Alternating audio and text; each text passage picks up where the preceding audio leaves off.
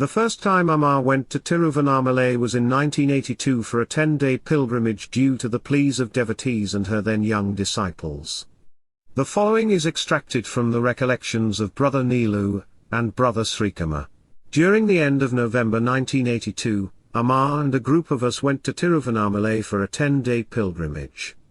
This was the first time that Amma was leaving her village for such a long time, and also the first time that the Krishna and Devi Bhavas would not be held since their inception in 1975. We took a train on a Monday morning after the Sunday night darshan and arrived the next day.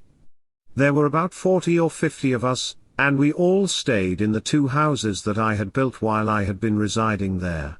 Amma gave darshan in the house in the daytime.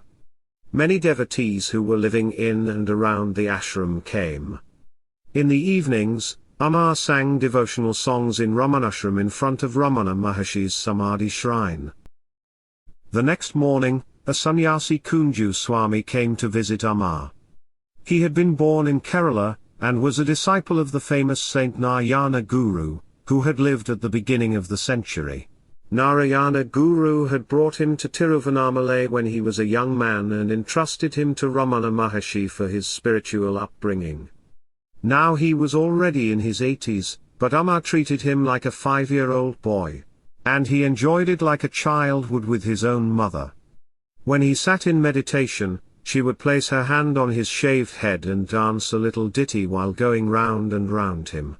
A friend of mine in Tiruvannamalai told me that when I left to stay with Amma in the beginning of 1980, Kunju Swami had said, Nilu would have never left this place until his death, if the Amma there in Kerala were anyone but Parasakti herself.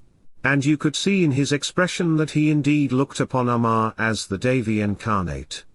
One day, Amma suddenly bolted out of our residence all alone. This was obviously an escape. She clearly did not want anyone to follow her, since I was the only person who saw her leave.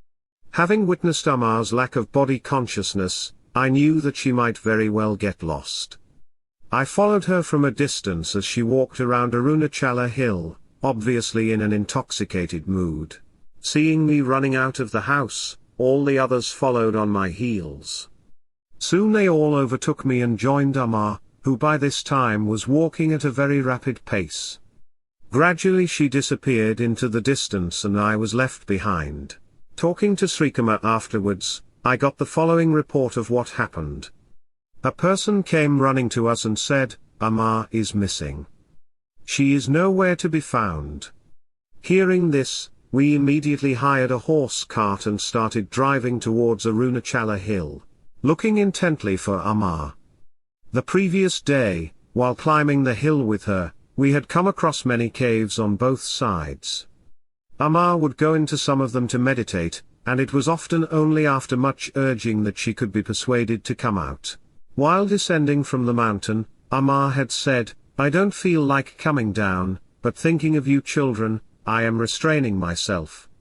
So, we guessed that Amma might be sitting in one of those caves. But how to find Amma among the numberless caves on this vast hill? Everyone was worried. The horse cart finally reached the hill.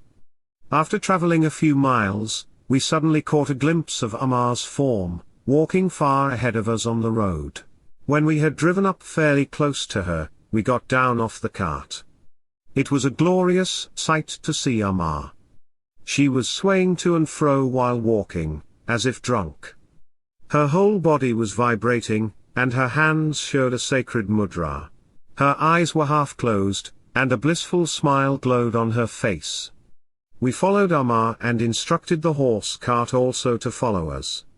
We began chanting Vedic mantras and loudly singing bhajans. The hills echoed with our chanting. The bliss of samadhi that radiated from Amma, together with the joy of singing and chanting, blessed all of us with a sublime experience.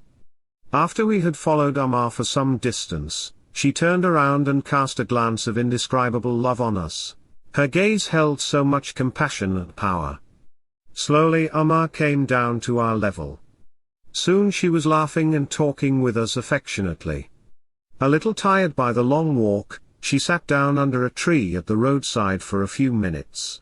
Despite our suggestions, she refused to get into the horse cart, and was soon up and walking again. Thus, we all walked for the full 8 miles around the hill. Towards the end of the circumambulation, we saw a snake charmer playing his flute by the roadside. Amma went and sat before him, watching with great interest as the snake danced to the music of the flute. Like a little child, Amma asked, "Children, why don't snakes have hands and feet?" Her innocent question made us all laugh. She herself then gave the answer. In their previous births, they might not have used their hands and legs properly. Children, keep in mind that such a birth could come to anyone who misuses what God has given him. Our visit coincided with the Deepam festival, an annual celebration attended by hundreds of thousands of people from all over southern India.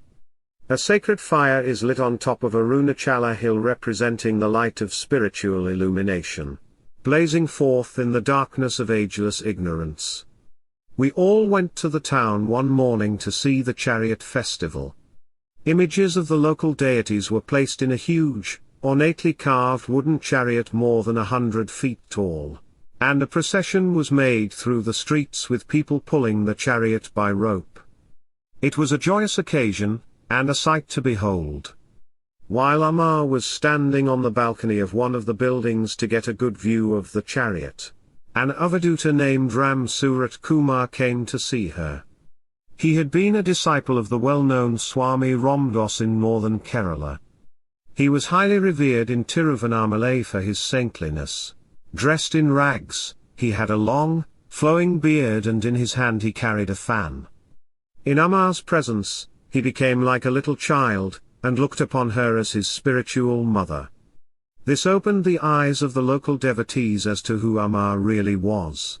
It was after a blissful 10 days in Tiruvannamalai that we all returned to the ashram.